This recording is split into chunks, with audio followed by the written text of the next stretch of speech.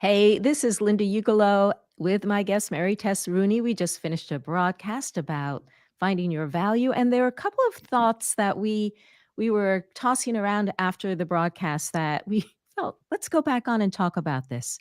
And one is that the purpose of unearthing your value is that I was saying to her that there are days that I go by, like I spend a lot of time gathering my sense of value, but there are days that go by that I'm really kind of like living and going through the days a little under my my fullness. And that what the promise of this is that if we can do this well, finding our value and gathering it and finding a way to keep it alive, then we can fill ourselves up and live from that place of feeling full of ourselves in the best of ways, that we do feel excited and joyful in our work and what we're doing. So I just wanted to put that out. And then Mary Tess also had a comment about speaking confidence or the fear of speaking as being an expansion moment. Say more about Yeah. that, Mary Tess. Yeah. So I love that as I was reading your book, which is fabulous. If you guys don't have a copy, I'm always trying to figure out. You should definitely get one. Delight in the But limelight. Yeah. Delight in the Limelight. Yeah.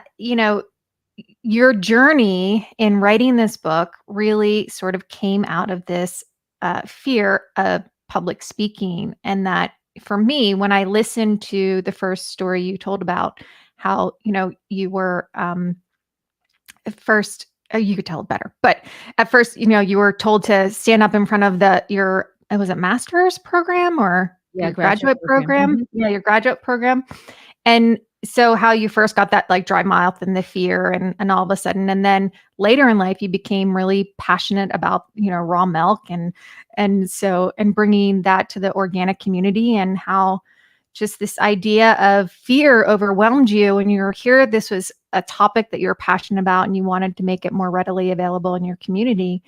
And then you sort of started to research and say, how can I show up authentically? How can I, you know, share this value and this knowledge I have about the power of raw milk, but do it, in a way where I can also honor that I'm scared. I have fear. And so through your own process of self-reflection and discovery, you started to hone in on where that came from, right? And it came from a childhood realization that you were put on a pedestal by your mother, and that was not perceived well by your sisters, and so then you were attacked for that, right? And so you made this correlation of how attention, right, being the center of attention, actually could be harmful to you. And you had to like unearth that. And so as I was listening, I am like, God, you gained so much value. Was it painful? Absolutely. Do you want to repeat that? No. Do you want other people to like have to experience that? No.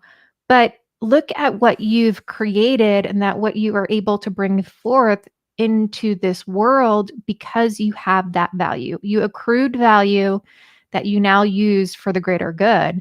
And if you weren't willing to look at it and honor that value to say, okay, like I had this very experiential fear that grew from experiences that I had over time, and then I had these different occasions where I was put in the spotlight, in the limelight, to speak publicly, and not all of them went well.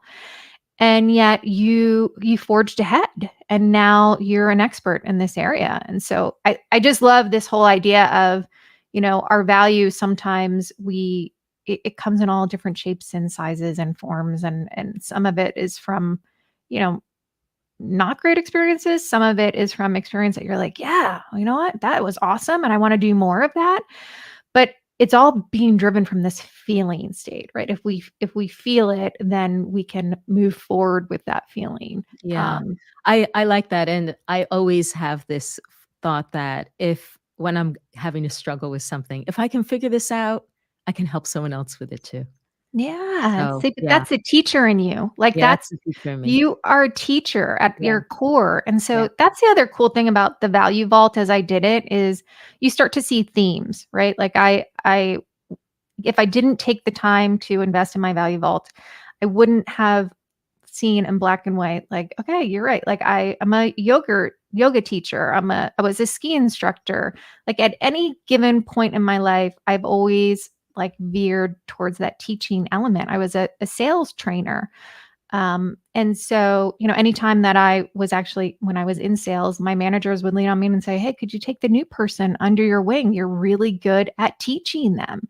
Like, so I had to kind of consistently look at that before I could own it and go, oh my God, I'm a teacher. Like, I don't have, I don't go into a classroom on a consistent basis. I don't have that degree, but make no mistake about it. I am, and I have always been a teacher. And I don't think I owned that in a way that I did before this exercise of really diving into myself. yeah, yeah. So, circling back again, find Yeah. your value, unearth all the things that you're proud of, all the things that you've accomplished, things that got through or that you wanna get through, because in all of these places, we accrue our value. Thank you, Mary Tess, again for Oh, coming on. thank Yeah. you. And thanks for like restarting this. Cause again, Yeah. you are a pioneer, you're brave, and it's like, okay, you're willing to share, and it's exciting. It's exciting. Yeah. Oh, great. I'm glad that we can do it together. And that's what I want for you all who are listening, is that let's delight in the limelight together. See you all. Have a great day.